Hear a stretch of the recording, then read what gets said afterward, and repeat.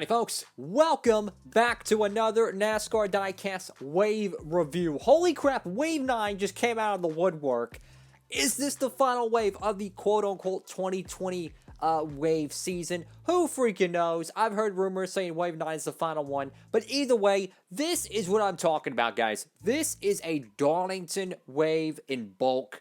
This is freaking awesome, guys. There are so many God-given beautiful diecasts in this wave, and we're going to do a review on every single diecast down the road, of course, once we get it on the channel and everything. But we're going to be talking about each car and why I say there's pros and cons to each one.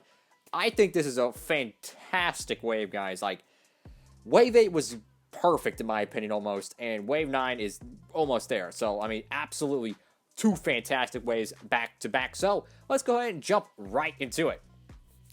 Our first diecast we'll be talking about here is Tyler Reddick's. Yes, finally we get a new Tyler Reddick paint scheme. Tyler Reddick's 2020 Cat Power Darlington Throwback. Oh my God, is this diecast beautiful, man. Wow, this paint scheme, I am telling you, man, is so God-given beautiful. I cannot wait to do a diecast review on this.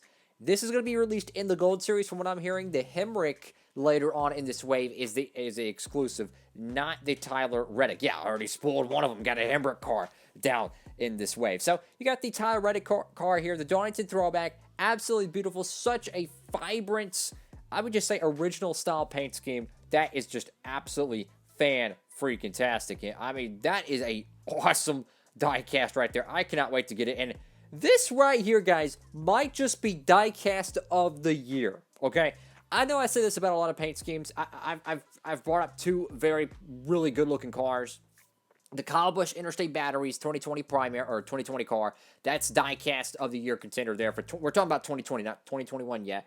And the Kevin Harvick Busch Apple Ale car. I would say the Busch Apple Ale car is the diecast of 2020, but you just cannot give Ryan Blaney's body armor, what is it, strawberry banana, yeah, a freaking mouthful. This diecast here is so freaking unorthodox and absolutely just beautiful, man. This freaking diecast, I'm telling you, it's like, it reminds me of like a 90s street graffiti. This diecast, I cannot describe how absolutely beautiful it is. They did a fan vote as well, and the fans chose this car. I believe I voted for this car too. It is beautiful. I mean, my goodness. 10 out of 10 paint scheme. 10 out of 10 paint scheme. Diecast of the year contender. Is it the best one? Who knows? But yes, we do get it in the Authentics line. So you're gonna it did get produced in the Gold Series. Don't worry. So you got Gold Series. You got the Authentics. There you go. So there's a lot of these to go around. This one shouldn't be too hard to get down the road. But you know what? You never know. Some of these diecasts kind of show up out of nowhere. And this right here is one of the most anticipated diecasts of the entire Darlington wave, if not the most. Chase Elliott's Jimmie Johnson Throwback. Look, I have been extremely critical about Chase Elliott's Darlington paint schemes. Truth be told, the only one I've liked thus far is his 2015 one, because all the other ones, in my opinion, they were kind of bland, okay? I get it, a lot of the old school cars are bland, but I don't know. I feel like there's cool old school, like the Wood Brothers old school, like the 50s and 60s style cars. And there's just some of these paint schemes that are just like, oh, it's just a yellow car or a baby blue car. Like, I want to see some real banging paint schemes. This is a 2000s throwback. This thing is so freaking beautiful, man. I cannot wait to get a freaking diecast of this. It is available in the Gold Series. You're not going to have to worry about it. It was one of the most heavily pre-ordered diecasts. Absolutely 10 out of 10 looking paint scheme, man. It's Jimmie Johnson on a Chase Elliott car. Hopefully they nail the quality on this. Like I said, there's not so many exclusives, but there's so many amazing paint schemes in this wave. And, a lot of these cars, this is right on time when a lot of the Gold Series releases are coming out. A lot of these diecasts here are coming out next month. So, if you want to get them early, maybe you get lucky, maybe you get them at Wave 9. But if you can't, don't worry, guys. Don't worry. A lot of these paint schemes are going to be available in the Gold Series. So, I would recommend trying to get them in the Authentics line first. If you live in a good retail store, that area that restocks frequently, you might be able to get the same diecast for $5. But if you live in the boondocks or somewhere that don't restock to save their life like me, I would highly recommend picking up the Gold Series versions because it could be very difficult to get these diecasts, especially with Wave 8 still distributing right now. This one right here, oh my god, man. This is probably the most special diecast of 2020. And, you know, I don't contribute to the diecast of the year category because I'm looking for the best race car, the best looking paint scheme on the track. This has the most special meaning to it, no doubt. Is it the best looking car on the track? No, I'll be honest with you, it's not. But this has such an amazing meaning to it. You know, the Richard Petty 7-time champion and the Dale Earnhardt Sr. 7-time champion and then the Jimmy Johnson 7-time champion. I mean, this is a diecast. I'm telling you guys, I would not be surprised if this is one of the most sought-after Jimmy Johnson cars of all time. Look, if they overproduce this diecast, it's not going to be worth much, right? But if they nail the production line and hit it perfectly, which don't take my word for it, but if they do, this could be one of the most sought-after Jimmy Johnson diecasts in 124 scale. The 164s, we already know they're getting an authentic release. I would be shocked if they didn't. I wouldn't be surprised this diecast is in the Cracker Barrel Wave 2. So, and you consider the Gold Series, that's roughly possibly 3 releases of this diecast. I don't think this is going to be hard to get in the 164 scale at all. I think they're going to make plenty of this car. They are milking the Jimmy Johnson train, which, in my opinion, I'm all for. I love Jimmy Johnson stuff, and I want to make sure everyone gets a Jimmy Johnson diecast from his final season. This one is a exclusive here from what I was told. This is Daniel Hamrick's 2020 Poppy Bank Chevrolet Camaro. This is a wild looking paint scheme here, man. The purple and the orange. Holy moly, this thing's fantastic. Now, I remember they offered the one of the Poppy Bank diecasts, I think the normal one for the Xfinity Series last year, but they canceled it. They offered his 2019 Cup car. It got canceled. I actually pre-ordered that car, too, and it still got canceled. Dadgummit. But this is a fabulous retro paint scheme. You know, if you have a diecast series, maybe you don't want to use the Dale Earnhardt Jr. ones because everybody uses those. This is a great substitute. Love this paint scheme. Fabulous. It's so freaking 90s and retro. It's awesome. This is a exclusive, so if you want to get this car, you have to get it from Wave 9 2020. And my goodness, man. Look, for the newer cat out there, they'll probably won't understand how sentimental this paint scheme is. But for the cats who grew up in the early 2000s and got to experience the greatest years of NASCAR racing, this paint scheme here from the early 2000s, I think it was 2002 Dale Earnhardt Jr. Let's see, it was just, 2002 Dale Earnhardt Jr. when he drove the number 3 car in the Busch Series. Now, of course, Xfinity. And he won at Daytona with it.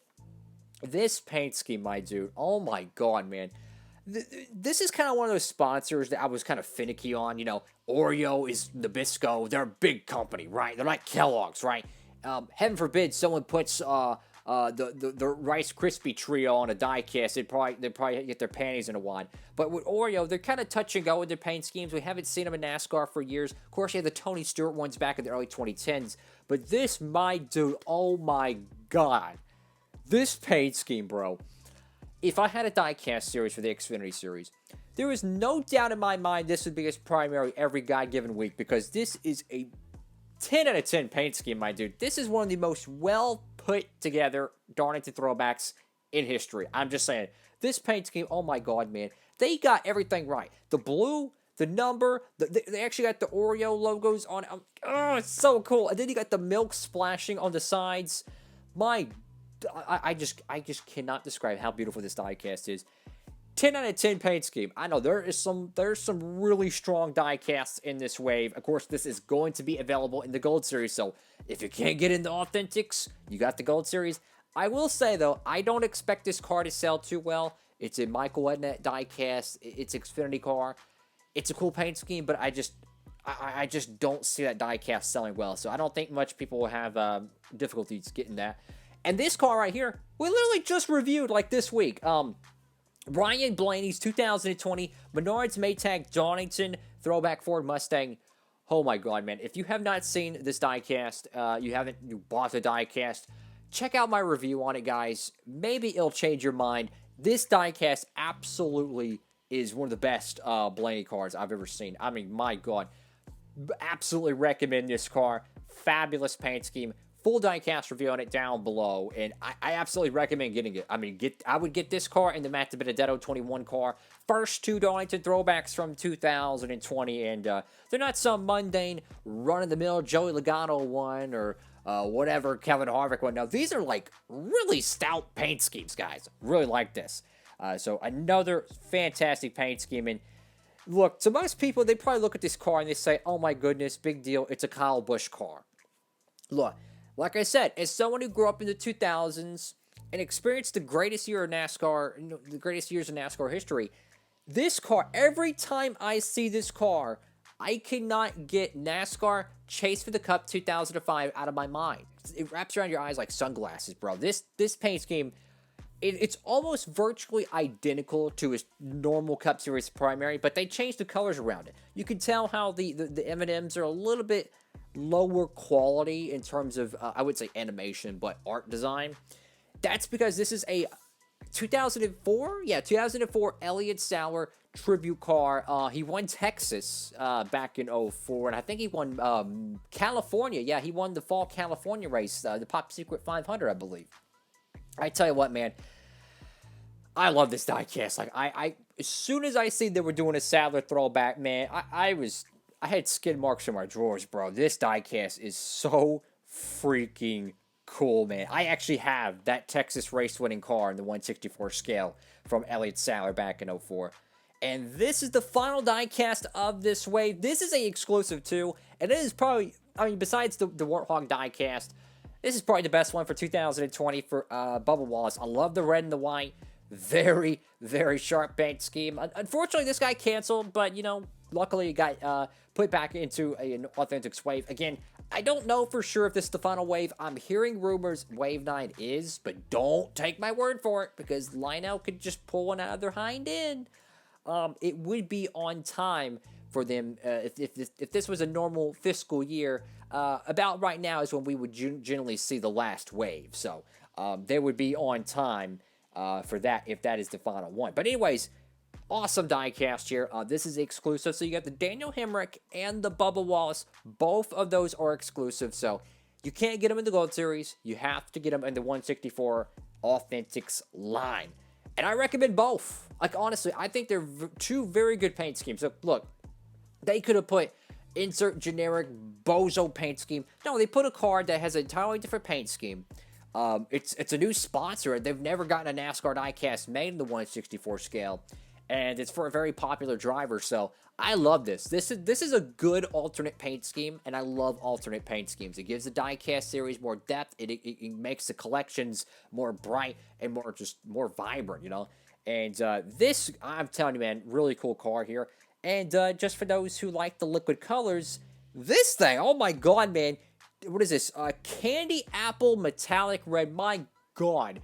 Give me a diecast with that color on it. Give me a freaking car with that color on it. That is, oh my god, that's my favorite color. Candy apple metallic red.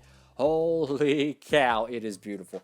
I will say, though, there was a little bit of a missed opportunity to get the Jimmy Johnson as a liquid color. I know it probably wouldn't look good with blue and black and white and gray and red and whatever else colors on there. But I do think that Jimmy Johnson would have made a really cool liquid color. They could have made the whole car silver and just have the outlinings of, you know, the logos. They could have done something like that. But for this, though, this is a absolutely great addition, I think, to this Authentics wave, is making this the liquid color. Awesome diecast.